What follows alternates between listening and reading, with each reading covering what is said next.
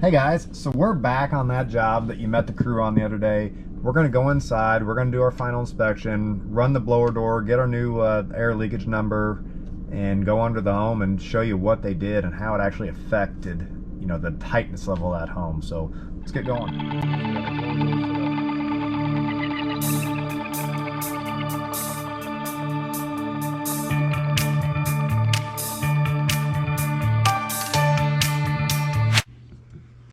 Always wondering, this day and age with COVID and people drive by and see this big red door up with the fan in it, what they're thinking's going on in the house.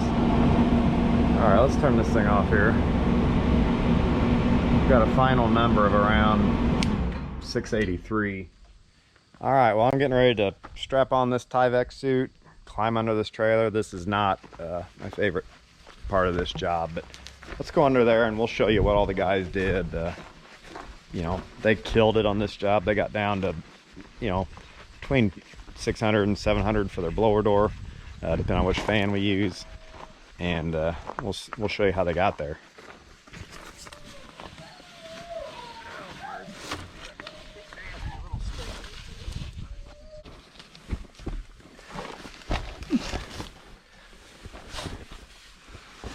One thing that's nice about coming in here after these guys is they've already cleared most of the cobwebs, so they had to deal with that. Okay, so under here you see this is our furnace drain. We've run that down into a French drain, which is basically just a gravel pit to that way you don't have to put in a condensate pump or anything like that.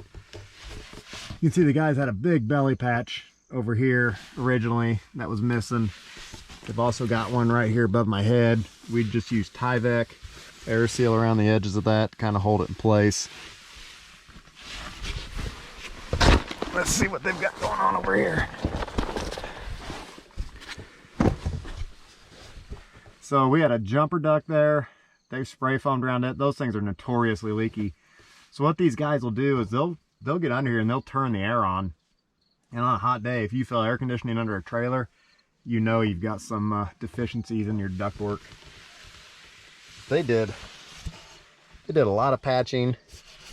We plug every hole with foam that we cut into it to dent pack. You can see over there where they went out around the outriggers.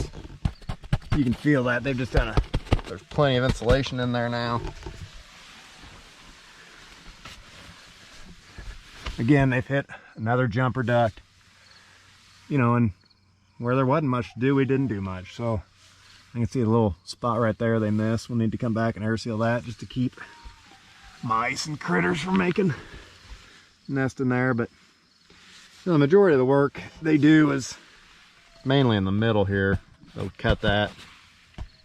I basically come through and I'll slit it in a few spots, make sure they didn't miss anything, all that good stuff. But yeah, just a little look into how we do what we do and why we do it. As far as air sealing goes, we wouldn't have had to do a lot on this house because Target didn't require it, but who wants to just come in at Target? Let's smash it.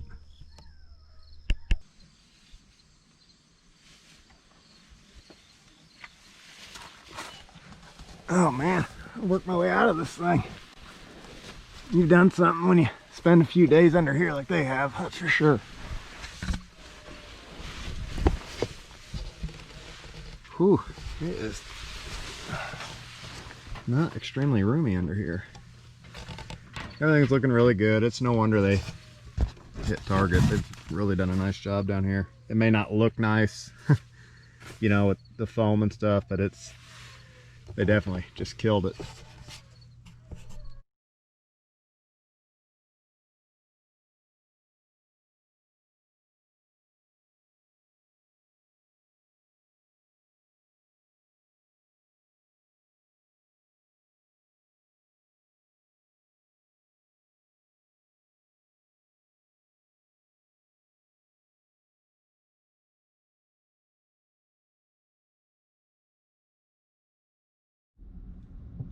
So when I go in and do an assessment on home, I establish the current amount of leakage that home has. On this home, it was 1254 by our blower door number. Our target on this one was 1129. We didn't have very far to go to make target on this one. you know, we probably could have caulked a couple windows, weather stripped a couple doors, and got the hell out of there, and would have been fine. Our guys are never going to be satisfied with that, nor would I.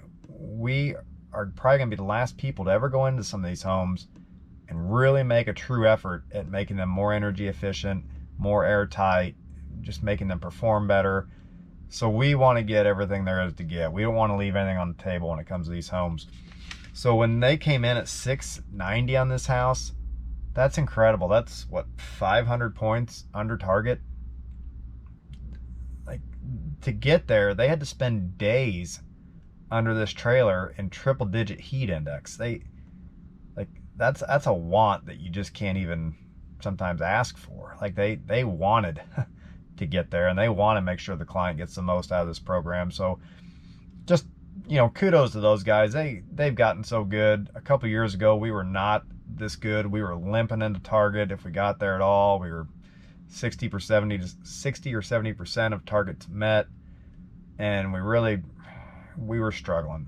We've spent a lot of work, and mainly our crew leaders, a lot of time just getting better at air sealing, and now we are consistently not only hitting target, we are just putting these homes in a chokehold and coming in so far under them. Sometimes we wonder if maybe we shouldn't, but just a quick look at what we do and why we do it, and you know what it takes to implement these measures. It's not easy. So probably gonna start doing some training videos from here on out on different, you know, some of the tools we use, stuff like that. If you're a new assessor, just ways to be more efficient, or we can keep doing this. You guys tell me, just let me know. See ya.